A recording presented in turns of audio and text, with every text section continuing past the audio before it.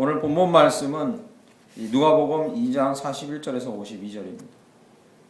너무나 잘 아는 이 본문 말씀을 가지고 오늘 조금은 거창할 것 같은 설교 제목을 가지고 설교 말씀을 나누고자 합니다.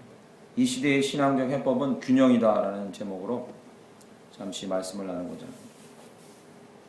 저는 요 열흘 정도 지나는 동안에 교계, 즉 신앙인들과 관련해서 가장 쇼킹한 SNS 글을 하나 읽은 게 나름 근거가 있는 글인데, 성도들이 신년을 맞이하면서 믿음이 좋다고 하는 성도들이 많이 하는 일 중에 하나가 점을 치러 가시는 거다라는 이 기사를 읽었어요. 그래서 이야기를 듣고 참 많이 영적으로 충격이었습니다. 간혹 듣던 이야기인데 노골적으로 많이 가시는 분들이 있다, 가시는 분들이 많다라는 사실을 알게 된 거죠. 정말로 영적이라고 이렇게 추구하시는 분들이 나름 그러지, 관심 없으신 분들은 그렇게도 안 합니다. 뭔가를 추구하고 되게 바라보시는 분들이 답답하다 못해 거기까지 가게 되는 거죠. 말하자면 한쪽으로 기운 겁니다. 사실 영적으로 많이 관심이 없으신 분들은 그렇게 하지도 않습니다. 영적으로 관심이 있으니까 열심을 내고 목사님도 찾아오고 기도해달라 하고 이렇게 하시죠. 그러다가 거기까지 가시는 거죠. 한쪽으로 너무 많이 치우쳐버린 거죠. 그런데 또 반대쪽의 경험을 저는 이번 한 주간 또 했습니다. 그 반대가 뭐냐, 이쪽으로도 지나치게 영적으로 치우치고 또 하나는 지나치게 다른 쪽으로 치우치는 거죠. 뭐냐면요, 기독교 서점에 가서 지난 한 주간 동안 수요일인가 목요일쯤에 책을 몇 권 사는데, 교회 비품하고 이제 계산을 하려고 계산대에 줄을 쭉 서 있는데 어떤 분이 들어오셔가지고 이달에 큐티 책이 어디 있지 하면서 부지런히 찾으시더만, 그 큐티 책을 손에 집어들고 당당하게 그 줄을 다 헤치고 맨 앞에 와서 계산을 해달라고 그걸 계산대에 놓더라고요. 그래서 요즘 죄송합니다, 설교 시간 이런 의미에서 헐 이렇게 된 것이죠. 제 뒤로 한 명이 더 있었는데, 와, 당당히 제치고 그걸 딱 놓고요, 거기서 계산을 해주세요 하고 다른 책을 고르러 또 가더라고요. 자리를 잡아준 거죠. 내 거 계산 먼저 해줘. 그러니까 그 아저씨가 당황스럽긴 했지만 계산기를 꺼내서 두들기기 시작하시더라고요. 안 해주면요 혼날 것 같은 그런 분위기였어요. 분위기가 당당해서 너무나 어느 쪽으로든지 치우치는 겁니다. 영적으로만 신경을 쓰니까 일상생활이나 성품은 전혀 신경을 안 쓰시는 분이에요. 또 너무나 다른 쪽 한쪽으로만 기울어가지고 반대편은 생각을 안 하시는 극단으로 흐르는 모습들을 제가 이번 주간에 좀 보게 됐습니다. 그런데 그런 경험들을 하면서 이 시대는 과연 어떤가라는 것을 생각해 봤습니다. 그런데 정확히 이 시대도 균형이라는 것이 가장 큰 문제다라는 걸 생각해 보았습니다. 이 시대가 지금 되게 시끄럽고 어지러운 이유가 뭐냐면, 통합을 운운하지만 자기 쪽 진영에 완전히 파고들어서 대화 자체가 안 되는 게 지금 이 시대의 가장 큰 문제라고 저는 그렇게 이번 한 주간 동안 시대를 바라보고 고민해 보면서 결론을 내렸습니다. 예전에는 이 여의도에 어르신들이 모이면 자기 진영의 이야기가 아무리 강해도 대화라는 게 됐습니다. 왜? 내가 내 진영에 빠져있는 쪽의 얘기 말고 다른 쪽도 균형을 이루려고 애를 쓰니까. 근데 지금은요, 한쪽으로 기울기 시작하면 극이라는 단어가 꼭 붙습니다. 극좌라든가 극우라든가. 극이라는 단어가 붙어서 통합은 운운하지만 통합은커녕 자기 진영에 초집중해서 대화 자체가 안 되는 시대가 됩니다. 한쪽으로 쏠리면 여지없이 균형 없이 무너져 버리는 것이 이 시대가 아닌가 이렇게 생각합니다. 그런데 예수님께서는요, 이 성경 말씀 오늘 보면 너무나 잘 아는 이야기입니다. 예수님이 6월절에 어머님 아버님을 따라갔다가 어린 시절에 거기서 학자들과 함께 논쟁하다가 이 아이가 놀랍다라는 이야기를 듣는 이야기입니다. 그런데 이 말씀의 이 진짜 취지가 예수님의 이 어린 시절 탁월함을 드러내려는 것이 본문의 첫 번째 요지가 아니라는 사실을, 이걸 알아야 됩니다. 오늘 본문 말씀을 읽고 사람들은 예수는 어릴 때부터 탁월한 능력을 갖고 있었구나라는 것을 본문의 진리의 말씀으로 첫 번째 끄집어내려고 하는 분들이 많습니다. 그러나 그게 아니고요. 오늘 본문 말씀은요. 예수님께서 이 땅을 살아가시면서 하나님이시면서도 사람으로 이 땅을 살아가시면서 어떻게 하면 이 시대가 신앙적으로 균형을 이루고 그걸 통해서 이 시대를 살아갈 해법을 얻게 됐죠. 그 말씀을 이 당시의 시대와 지금 수천 년이 흐른 지금 저희에게도 주시고자 하는 귀한 진리가 이 안에 담겨 있다고 믿습니다. 그래서 제가 오늘 본문 말씀을 주일날 전하려고 묵상하다가 성경 말씀은 읽고 또 읽고 또 읽어도 늘 새롭고 늘 시대에 맞고 늘 가장 시대의 흐름에 맞고 시대에 맞는 대답들을 주시는 새로운 해석이 가능하다. 이단의 해석이 아니라요. 창조적인 해석이 가능하다. 첫 번째 예수님께서 오늘 본문 말씀을 통해 저에게 가르쳐 주시는 것은 신앙이라는 것은 경건이라는 것은 영성이라는 것은 영적인 것이 분명하지만 현실을 내팽개치거나 무시하는 것이 아니라 현실을 철저히 떠받드는 것이다 라고 오늘 본문 말씀을 이야기해 줍니다. 이 사실을 믿으시고 올 한 해 균형을 이루는 신앙을 향해 달려가시는 저와 여러분들에게 간절히 축원합니다. 오늘 본문 말씀 51절은요. 이 첫 번째 주제의 결론을 이야기해 줍니다. 51절 잠깐 보시면 예수께서 함께 내려가서 나사렛에 이르러 순종하여 그 다음 단어는 뭡니까? 받드시더라. 예수님은 그 자체가 예수이고 그 자체가 진리이고 그 자체가 길이고 그 자체가 생명입니다. 오늘 본문 말씀에 저희가 다 읽지 않았지만 누가복음 2장은 그 첫 부분부터 예수와 그의 가족들이 뭘 계속 반복해서 하고 있나를 강조해서 얘기합니다. 22장, 22절, 23절, 24절, 27절, 오늘 41절 계속해서 뭘 반복하냐면 그의 가정은 법에 따라, 율례에 따라, 관리에 따라, 율법에 따라 그리고 오늘 41절 말씀에 해마다 6월절이 되면 즉 세상의 틀과 세상의 관례와 세상의 율법에 따라서 철저히 순종하시는 모습을 일부러 이렇게 반복해서 그려줍니다. 2장 20절부터 나온 본문에 율법과 관례와 그리고 법에 따라 행한 게 뭡니까? 예수님 어린 시절에 성전에 올라가서 첫 만물은 내 것이다. 첫째. 식물의 첫째도 동물의 첫째도 사람의 첫째도 내 것이다. 왜입니까? 출애굽할 때 애굽의 모든 첫째 것은 죽였으나 이스라엘의 첫째 것은 살리셨잖아요. 그 대가로 너희들이 살아난 그 대가로 이제 오고 오는 모든 시대에 첫째 동물은 모두 나에게 바치고 첫째 사람은 대속하는 제사를 내 앞에 와서 드리라. 그 얘기를 지금 20절부터 하고 있는 거죠. 그 관례를 예수님은 깨지 않으시고 성실하게 잘 어머니 아버님과 수행하셨다는 얘기를 하고 있는 겁니다. 오늘 본문 말씀은요. 6월절에 매 6월절마다 1년이면 한 번씩 대절기 축제에 모든 사람들이 이스라엘 백성이 예루살렘에 올라가서 그 복잡거리는 도시에서 이 6월절을 지키는 그 절기를 순전하게 잘 지키고 계셨다는 걸 강조하고 있는 겁니다. 그게 뭐 어때서요? 당연한 거 아닙니까? 여러분 이렇게 생각할 수 있지만 여러분 잘 생각해 보세요. 예수 그리스도는요. 그 자체가 진리로 충분합니다. 할렐루야. 그 자체가 길이고 생명이고 그 자체가 충분함의 완성이었어요. 그가 6월절을 운운할 필요가 없고 그가 6월절에 매일 필요가 없고 그가 관례나 법에 매일 필요가 전혀 없으신 분이었어요. 전혀 없으신 분이었어요. 예수님은 실제로 나중에 한참 시간이 흘러서 30이 넘고 공생애를 시작하면서 언덕에 올라가 예루살렘을 보면 이렇게 말씀하십니다. 성전을 헐라 내가 사흘 만에 지으리라. 아시는 말씀이죠. 그때 예수님이 성전을 헐라 할 때 그 성전이 건물로서의 성전을 얘기하는 게 아니라는 것을 사람들은 오해했죠. 예수님은 건물로서의 성전을 얘기한 게 아니죠. 뭘 강조하려는 겁니까? 자기면 충분하다고 얘기해요. 예수 그리스도 그 본인이면 모든 율법과 관례와 법보다도 충분하고 필요한 조건이 다 갖추어진 것이다. 예수 자신을 얘기합니다. 왜 예수님이 거기 가서 법을 지킬 필요가 있고 관례를 따를 필요가 있고 그렇게 철저하게 6월절까지 올라가서 순종할 필요가 있습니까? 예수님은 그럴 필요가 하등 없으신 분이었습니다. 그 모든 걸 초월하시는 분이었고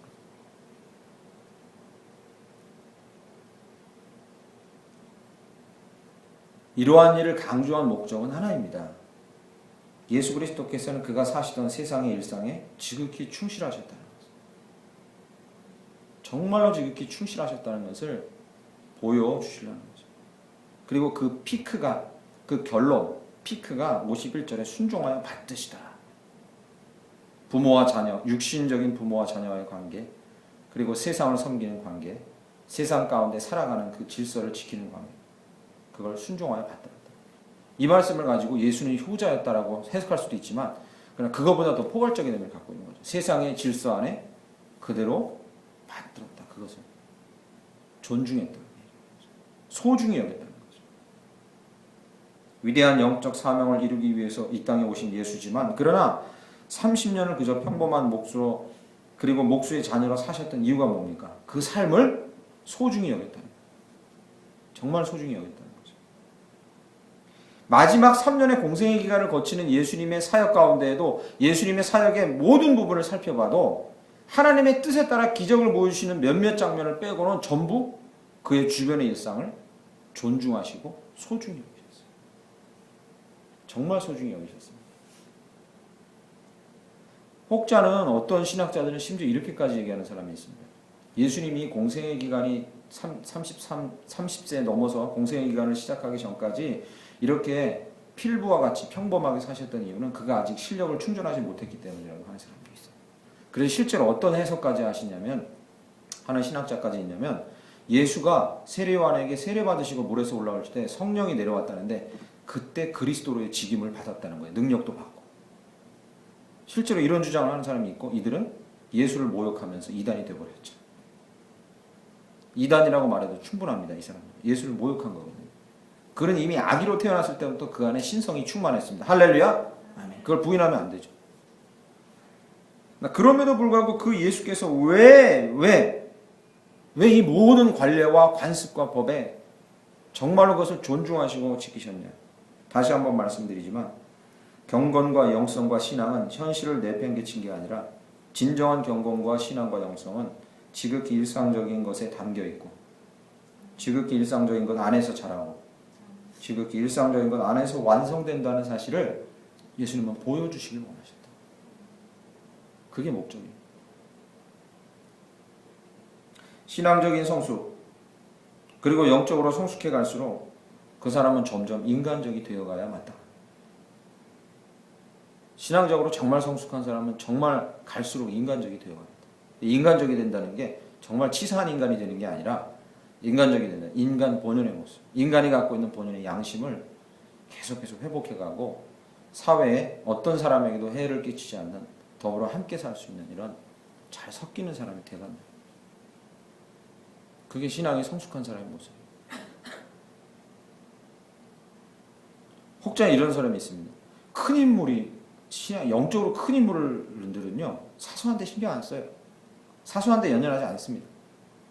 그래서 신앙적으로 큰 인물들이 요즘에 뻥뻥 터뜨리시죠, 그죠? 사소한 일에 신경 안 쓰시니까 막 뻥뻥 터뜨리세요. 신문에 많이 나와요.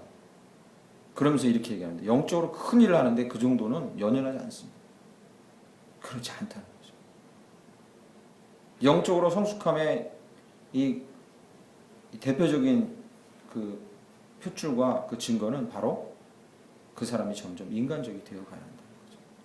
일상적이 되어야 한다는 거죠. 2016년 한 해를 사실 때 이쪽 균형을 잘 맞추시기 위해서 지극히 영적이나 점점 성숙해가나 경건해져가나, 그러나 점점 더 인간의 본연의 모습을 회복해 가시는 저와 여러분들이 간절히 축원합니다.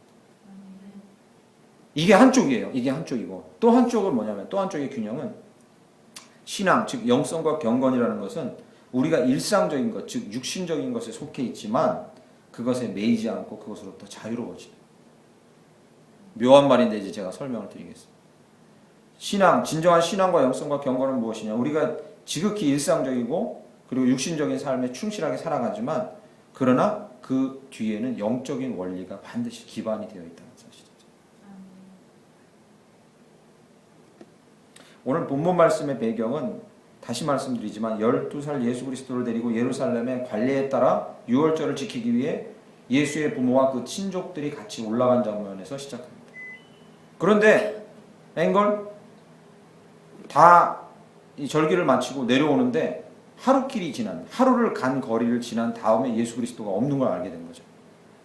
부모가 이럴 수 있어요? 하지만 충분히 그럴 수 있습니다. 본문에 보면 예수 부모랑 예수만 올라간 게 아니라 친족들이 같이 올라간, 그 무리가 얼마나 많았겠습니까? 애들 많죠. 뭐 사람들이 있죠. 버글버글 올라갔고, 두 번째, 예루살렘이 6월절에 사람들이 얼마나 북적거렸어요. 엄청납니다. 발 디딜 틈도 없습니다. 왜겠습니까?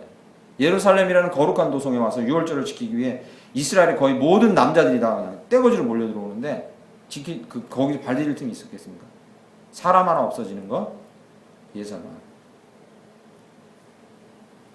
46절에 보면 사흘 후에 예루살렘으로 다시 올라가서 찾다가 잃어버린 지 사흘 후에 예수를 발견했다, 이렇게 써있어요.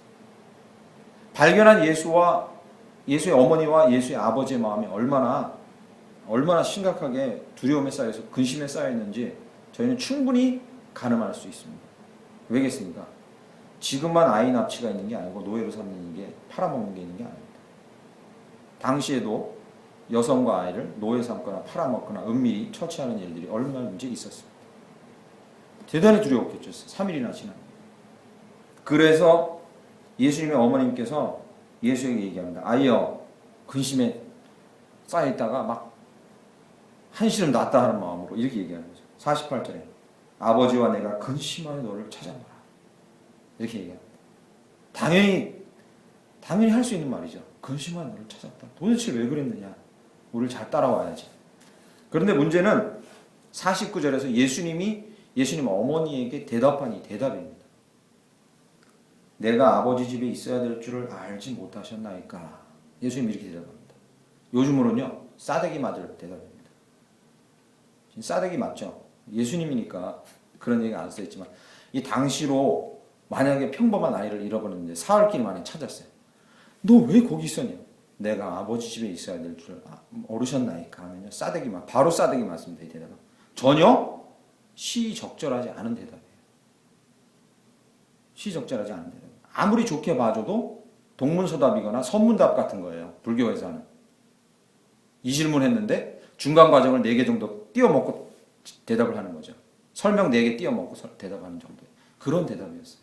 정상적인 대답이 아니었다. 그래서 오늘 본문 말씀은 그 즉시로는 아버지와 어머니도 이해하지 못했다고 이 본문 말씀에 써 있습니다. 예수님 뭘 말씀하시고자 했겠습니까? 본문에서 제가 아버지와 어머니의 자식이긴 하나 그 상식적이고 일상적인 원리를 뛰어넘는 저를 붙들고 있는 원리가, 더 높은 원리가 있다는 걸 왜 아버지와 어머니는 모르십니까? 하는 거죠. 마리아와 그 남편 요셉은 어떻게 예수가 잉태됐고 생겼고 태어났는지를 알고 있습니다. 그런데 그들 머릿속엔 계속 자기의 목수 아들로서의 착한 예수만이 뇌리에 박혀 있어서 이렇게 하늘 아버지의 거룩하신 아들이며 그리고 천지의 그리스도시고 구원자로 오셨다는 사실을 까먹을 때가 많았어요. 그리고 예수를 일상에 붙들어 주려고 하는 마음들이 많았던 거죠. 그래서 예수님이 이렇게 얘기하신 겁니다. 내가 육신을 입고 이 일상적인 삶에서 살고 있지만, 아버지와 어머니와 아들로서 살고 있지만 나의 정체성은 하나님의 아들이요 그리스도라는 사실을 왜 모르십니까? 그 얘기를 하고 있습니다. 그래서 오늘 본문 말씀에요, 41절부터 52절 사이의 내용의 핵심적인 단어 2개를 고른다면 48절에 근심이라는 단어랑 49절에 있어야 될 줄이라는 단어입니다. 보이지 않게 이 두 단어, 한 단어와 한 문구를 강력하게 대비하고 있습니다. 이 근심이라는 건 어디에 매여 있는 겁니까? 육신적인 생각에 매여 있는 거죠. 일상에 매여 있는 거죠. 아버지가 자녀를 사흘이나 잃어버리고 있으면 근심하죠. 그죠? 당연히. 일상적이고 상식적이고 습관적인 생각들에 계속 매인 겁니다. 그런데 그것과 대조적으로 바로 다음 절 49절에는 내가 어디에 있어야 될 줄을 왜 모르셨습니까? 어디에 매이는 겁니까? 하늘 아버지께 붙들린 거죠. 내가 거기 괜히 있었겠습니까? 하나님, 당신들도 나의 존재를 알다시피 하나님이 나를 붙들고 계셨습니다. 하나님이 나를 부르고 계셨고 하나님이 성전에서 나를 붙들고 계셨고 그래서 내가 거기 있었습니다. 다른 말로 무엇을 얘기하는 겁니까? 경건과 신앙은 육신적이고 일상적이고 상식적인 것이지만 그것에 절대 매이지 않고 그것을 뛰어넘어서 하늘 원리에 붙들려 사는 삶이라는 사실을 예수님이 보여주고 있다는 거죠. 앞에서 말씀드린 대로 신앙이나 경건과 영성은 분명히 상식적인 거고 일상적인 겁니다. 지극히 상식적인 겁니다.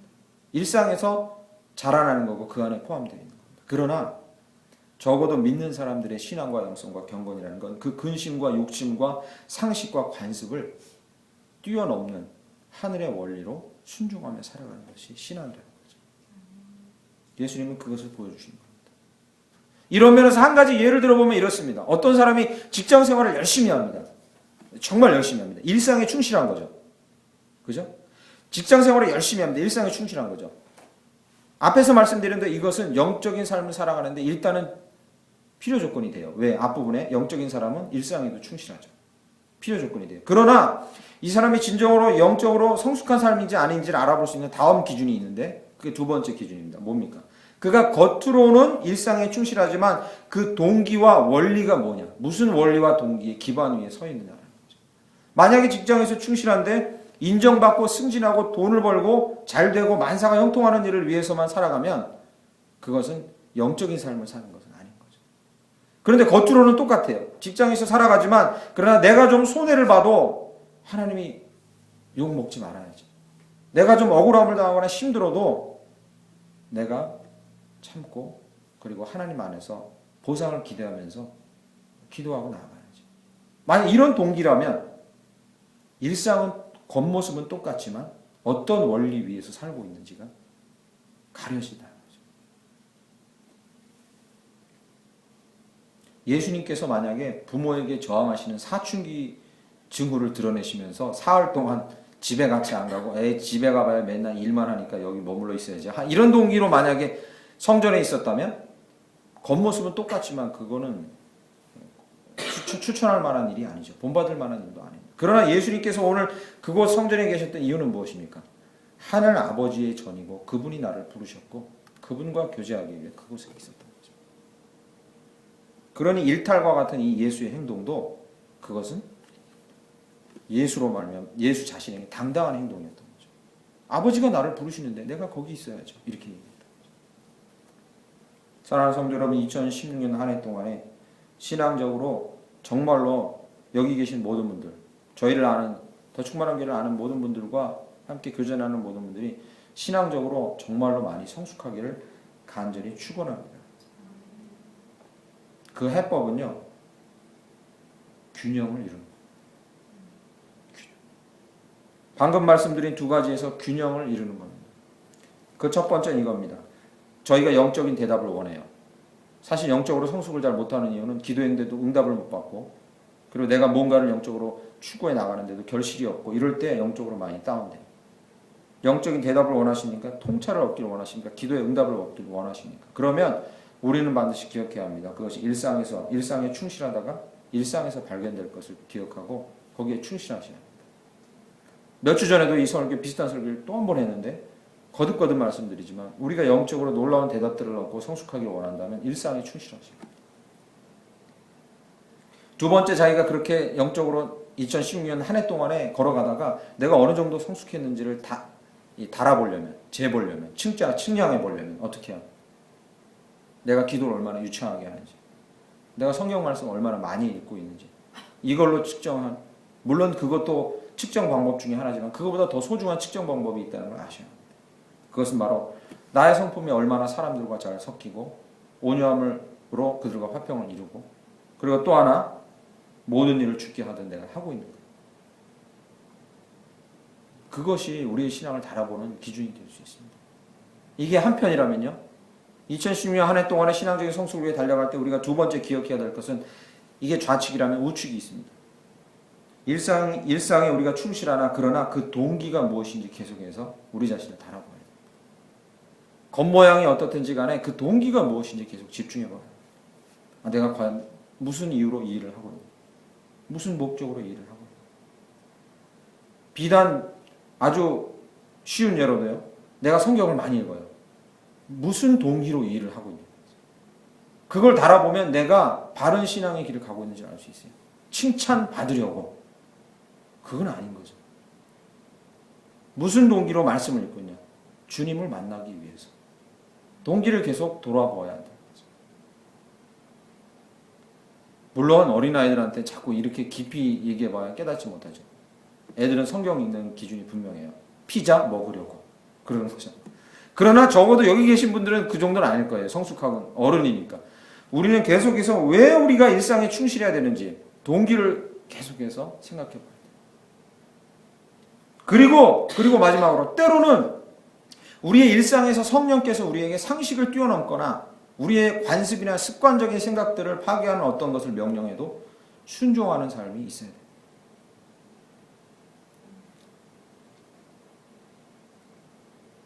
이게 개인적인 것이라면 제가 이제 제목을 거창하게 달아서 이 시대에 대해서도 저는 누구라고 지적하지는 않겠지만 분명히 한 말씀을 드리고 싶습니다. 이 시대의 신앙적 해법도 균형입니다.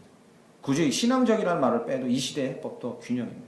앞에서 언급했지만 이 시대의 나라와 지도자들이 국민에게도 신뢰를 못 얻고 있는 이유는 거창한 구호는 있지만 작은 실천을 무시하는 이상은 되게 커요. 우리나라가 몇 년도에 되면 어떻게 되고 이상은 되게 큰데 본인들이 몸소 나서서 하는 실천은 없다는 거죠. 본인들이 먼저 법을 어기고 본인들이 먼저 편법을 쓰고 본인들이 먼저 앞서 나가서 죄들을 저질러 옵니다. 과연 누가 이러한 모습을 보고 또 한편으로는요. 이 사람들의 또 한편은 뭐냐면 앞에 나가서 사람들과 함께 시장터에도 가고 청소부들과 함께 청소도 하고 여러 가지 보여주기식 행사를 많이 하는데 이 사람들에게 진득하니 밀고 나가는 일관된 철학이나 신념이 없다는 걸 우리는 금방 알 수 있다는 거죠. 지도자들에게. 이 두 가지 균형이 없어요. 그래서 시대가 그리고 정부가 정치가 지도자들이 국민에게 신뢰를 잃어버린 시대가 되어버렸다는 거죠. 이 균형이 있어야 됩니다. 52절은 오늘 본문 말씀을 정리하는 마지막 결론입니다. 52절 말씀 보시죠. 예수는 지혜와 키가 자라가며 하나님과 사람에게 더욱 사랑스러워 가시더라. 이게 아이들 돌예배 드릴 때 가장 많이 쓰는 본문입니다. 아이고 이놈 예수님이 지혜와 키가 자라고 사랑스러워하듯이 그렇게 자라라 이렇게 하면서 많이 쓰는 본문이에요. 그런데 이 본문이 또 어디 가장 많이 쓰는지 아십니까? 우리나라 선교사에 제일 유명했던 한 선교단체에서 자기들의 선교단체의 신앙 성숙의 이 기준을 세우고 달려갈 구체적인 이 실천 목표들을 정할 때 모델로 삼는 이 구절이 한 절이에요. 이 한 절 갖고 그 선교단체의 모든 훈련 프로그램이 나와요. 실제로 저도 거기서 훈련을 받아요. 이 한 절에서 모든 훈련 프로그램이 다 나와요. 보세요. 지혜가 자라간다는 건요. 지혜가 자라간다. 우리의 지적인 능력을 키우는 거예요. 말씀을 읽고 하나님을 지적으로 알아가는 거죠. 말씀 안에서. 키가 자라간다는 건 뭐겠습니까? 영적인 건요. 육신적인 것과 관계가 아주 밀접해요. 몸이 안 좋으면요. 영역도 떨어져요. 사람과의 관계가 안 좋으면 영적인 것도 떨어져요. 세상 사람들의 삶의 관계와 육신을 얘기하는 거죠. 그러면요. 이 다음에 두 가지는요. 하나님과 사람에게 사랑스러워한다. 사람에게 사랑스러워한다는 건요. 아까 말한 대로 성품이 다듬어져서 사람들과 온유함으로 화합을 이루는 거죠. 하나님에게 사랑스러워한다는 건요. 하나님과 친밀한 교제를 누려간다는 거죠. 이 네 개 안에 사실 영적인 훈련의 모든 게 담겨져 있는 거죠. 그러니까 오늘 본문 말씀의 41절부터 52절은 예수님이 얼마나 탁월한 지적인 능력을 갖고 있어서 학자들과 얼마나 위대한 논쟁을 벌였나가 중심이 아니라 그가 얼마나 부모에게 효도하며 살았느냐가 중심이 아니라 우리의 신앙이 균형을 이루어야 된다는 걸 얘기해 줍니다. 예수님도 균형이 있게 자라갔다는 거죠. 여기 왜 예수의 키가 자라고 지혜가 자랐다는 걸 강조하겠습니까? 예수님 그야말로 죽으러 오신 분인데 건강이 그렇게 탁월할 필요가 뭐가 있겠습니까? 빌빌 약골로 사시다가 십자가에 어차피 돌아가실 건데. 그죠? 위대한 성인들처럼 밥도 안 먹고 콜록콜록거리다가 뭐 이렇게 거적대기 쓰고 사막에서 광야에서 혼자 생활하다가 막 누추한 모습으로 병이 들어서 그렇게 죽으면 사람들이 더 떠받들어주고 성자가 났다 이럴 수도 있지 않습니까? 그게 아니라고 말씀하십니다. 신앙은 전인적인 균형을 필요로 한다는 걸 강조하고 있습니다. 사랑하는 성도 여러분, 2016년 한 해 동안에 우리 자신이 먼저 이런 신앙적 균형을 이루어서 조금 앞으로 나가다가 다시 뒷걸음져 떨어지고 신앙적으로 조금 나가다가 또 떨어지고 이유가 뭘까 계속 고민하지만 제 생각엔 제 확신에는 이유가 이것입니다. 균형이 깨지기 때문에 그렇습니다. 한쪽으로 치우치기 때문에 그렇습니다. 2016년 한 해 동안에 균형 있는 신앙의 삶을 통해서 한 발짝 더 도약하시는 우리의 신앙이 되길 간절히 축원합니다. 그런 우리의 모습이 사회에 반향을 일으키고 우리 주변 사람들에게 반향을 일으키고 도전을 주고 그래서 이 사회도 균형을 이루는 사회가 되기를 한쪽으로 치우치지 않고 균형을 이루는 사회가 되기를 간절히 축원합니다.